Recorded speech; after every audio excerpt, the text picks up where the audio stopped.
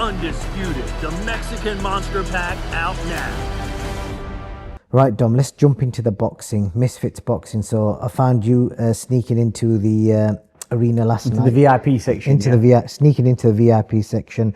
So let's talk about Tony Sims. He had his daughter, Demi Sims, fighting. He had his nephew, Joey Essex, fighting. Oh, his nephew? Yeah, Joey Essex is his nephew. Do you even know who he was, by the way, before? Yeah, I've seen him. Yeah, I have seen him. I've seen him. I have seen him. Dominic, he had longer hair when I saw him. So I've never watched the programme, but I've seen him in interviews and I do know who he is. Okay, I was going to drop you in it there. So Dominic Ingle watches Only Ways Essex. No, I've seen clips of him and obviously because his name is Joey Essex and the programme was The Only Ways Essex. It's like, you kind of think, oh, is he named after that because of the programme or is that his name? And I'm reliably informed that's actually his name. And he's something like his grandfather was a boxer or something or a fighter or something. Is that right? Did we say that, Luca? Yeah. All right, you know more than me, but I'll start with Demi Sims carrying her dad's legacy into that arena last night. I'm assuming her dad trained her, but Dan Barker was in the corner. What did you make of her points win over? Yeah, she did well. Like I say, it's she must know what she's doing, and she looked all right, and she got the win. And for a woman, and she's not she's a decent looking woman. It's like there's always going to be that thing that they want to get punched in the face. It's like we've got a fighter down here, Red Johnson, and his sister boxers Bianca Johnson, and she's very elusive, and I know she's very elusive because you don't want to get punched in the face because she's not a bad looking lass, so you don't want to be coming out with a flattened nose, your teeth knocked out and your ears bashed up as a woman do when you finish boxing. And same with Nicola Adams, she was very good at not getting it. So she boxed quite well, I thought, and she got the win. So who knows? But obviously she's been trained well. She's been brought up in a boxing family, so she knows what it's all about. And how entertained was you by Joey Essex?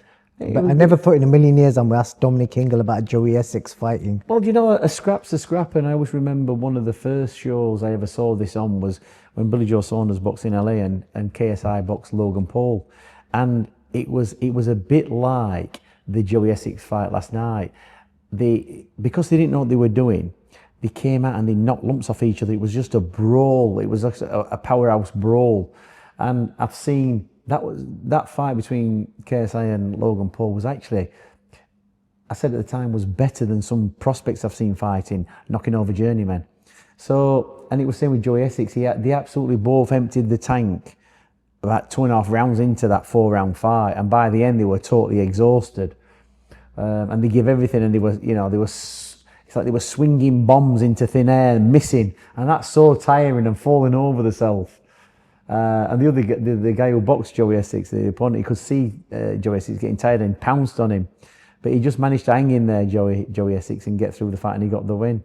So it was an entertaining, for what it was. Was it a deserved winner? Yeah, I thought he won. I thought he won the first 2 rounds, and then you could call it basically that the last 2 rounds were drawn. Or he could have won one and.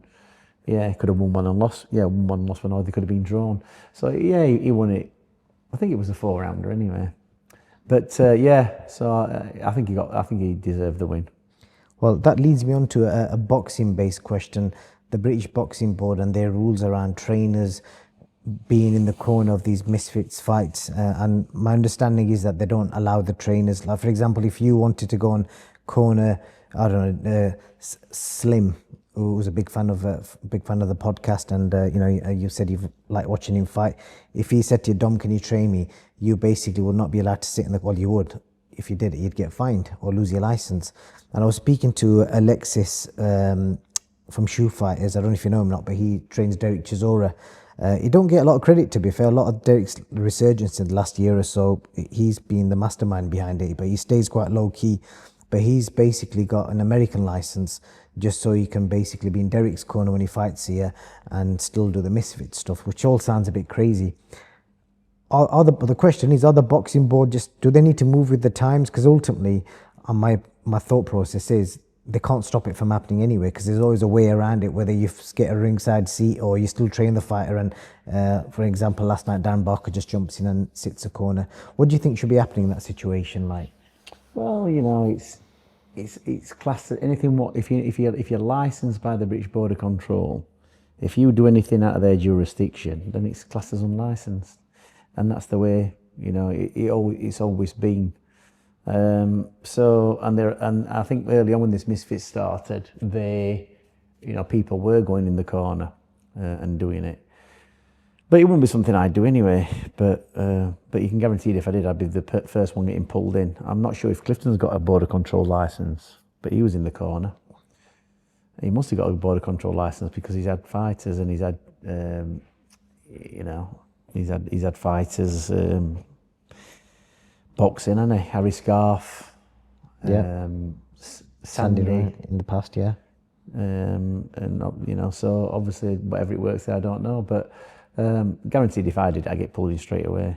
But it's not something I do. Should they move with the times?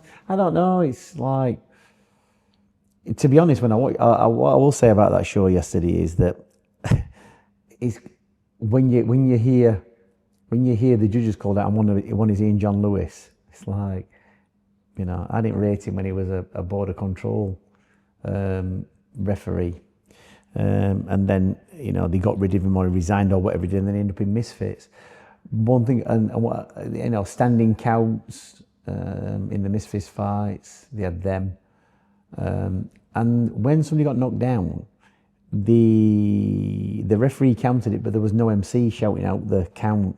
So it was a bit, when you go to a proper border control fight, when they get knocked down, it's 1, 2, you can hear it. But it wasn't, it was a bit muddled. It wasn't very clear. So there's a few things what probably need to change. But I don't think, no, if you're a border control license holder, it carries a certain weight, a certain stature, and you shouldn't be doing without written permission of the border control. You can ask them and they can refuse or not. My understanding is they won't give anyone permission. Well, the question is, should they? Well, I don't think so, no. So, for example, let's just say hypothetically speaking, Tony Sims did train Joey and his daughter, but then on the night he had to get Dan Barker to lead the corner. Would Tony be better suited to be in the corner for the safety of the fighters because he knows them, because he's trained them? Because if he got somebody suitable enough to do the corner like Darren Barker, which he half knows what he's doing, if Tony sat at the ringside shouting up instructions, that's better. So, as long as you've got the competent person in the corner who can do the corner, we used to do it years ago, believe it or not. Junior Witter used to go out and corner some of the professional fighters that we had, because he had a seconds license, he had a trainer's license, and he had a professional boxing license, and we trusted him enough. He took a few kids out, and they always won. So if you've got a trusted person who you can rely on, that's fine. And I'm sure Darren Barker knows enough for that. He does. So no, I'm not going to say that they should get with the times. I don't think they should, because you've got to have a certain level and certain standards. And the British Border Control are instilling that and maintaining it. I mean, at one time when you became a professional trainer and you got a license, the tests weren't as rigorous as they are now. You have to go on a course, you have to pass a course, and believe it, some people don't. It's easy, but some people don't. Before, there were never any of that. You could just go and do an interview and, you could blag your way through it and get a license, but it's all been tightened up. And it should be, because you are in control of boxers who don't really know what they're doing. And in the past, when you look at when I've seen some of the stuff, people making weight and fighting, above levels they should be fighting, and now they're being treated. It should be tightened up. The rules and regulations around trainers, coaches, seconds, the whole industry. So I think the board are right that you shouldn't be going in on licensed fights unless it's under their jurisdiction. Well, that then takes me on to Ty Mitchell, who you just mentioned. But first thing I'll ask you about Ty is, did the right man win? Yeah, it's funny because I was watching that fight and I saw that kid box Mark Jeffers, and they had a tear up, and I thought it was going to be more of a difficult fight for Ty Mitchell. But Ty Mitchell has developed that style. It reminded me of, obviously, this has not been detrimental, but a very poor version of Johnny Nelson and Harold Graham. And I don't mean that in a bad way, because they were brilliant fighters. But what he did was very effective, because he nullified everything that kid brought to him. He stood southpaw, kept spinning out to the right. The kid kept moving to Ty's left, wrong way around. and he couldn't figure out Ty, and he spent the first 4 or 5 rounds. You know, Ty was just tip-tapping him and then scoring with the odd shot. You know, he was winning the rounds by landing 4 or 5 jabs all the way through the fight, and he was conserving his energy. And the kid got so frustrated, and then he started making moves round about round 7 or 8. It was too late. You know, Ty just spun off, clipped him, moved around. He got tired in the last round, Ty.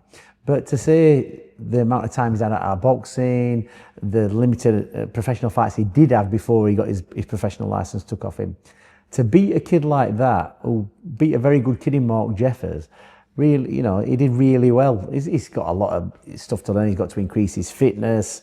You know, his shots got to be a bit cleaner. But he navigated the early rounds really well. It wasn't a fantastic fight, but he can build on that. You know, he's had a lot of time out. The board messing about with his license because obviously he'd been in prison and he was on license for so long, and you can't box when you're on a license from prison. So, you know, he's been delayed a while, but this seems to be his place, and, you know, he's won a belt or whatever it was, and, you know, maybe he can build on this and get a few more fights.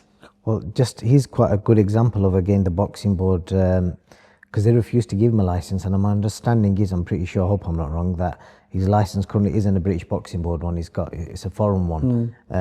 Obviously, he did an interview in the last week or so. He's never really spoken about it in detail, but obviously he was done for manslaughter. He never intended to kill the guy. Unfortunately, the guy passed away, and obviously did his time. And he spoke about it from the heart, and he spoke about how much difficult it is living with that, what happened.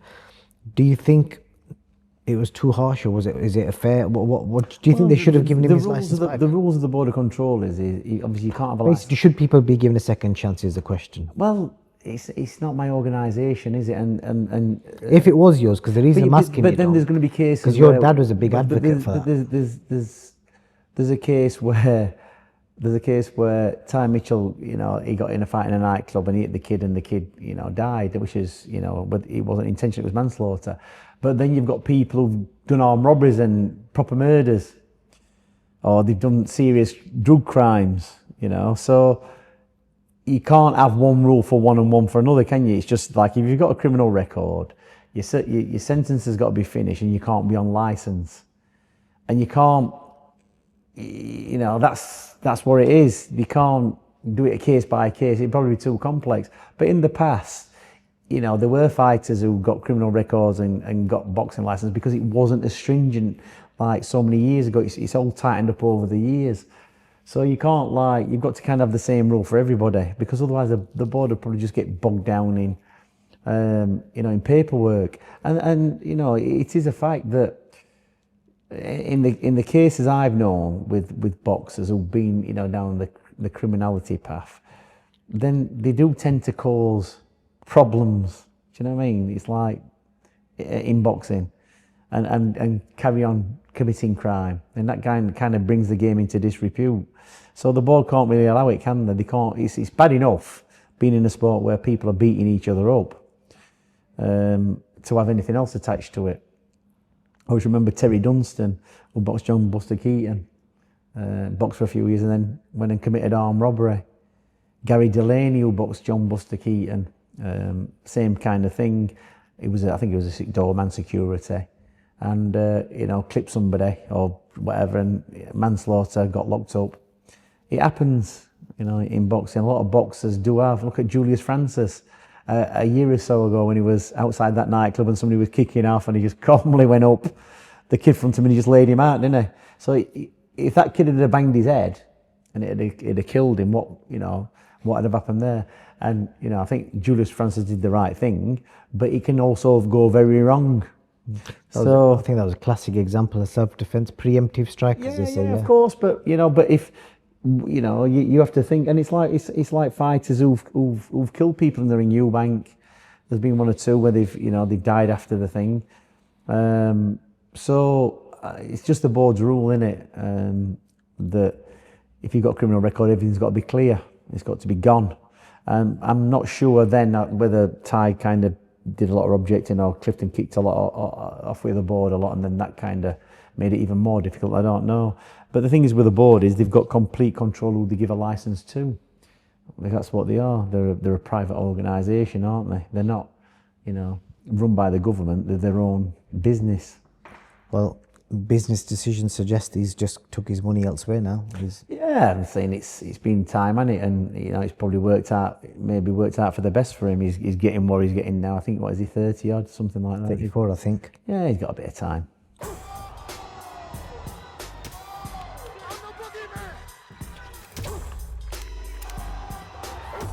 Respect isn't given, it's earned. In blood. Undisputed, the Mexican Monster Pack out now.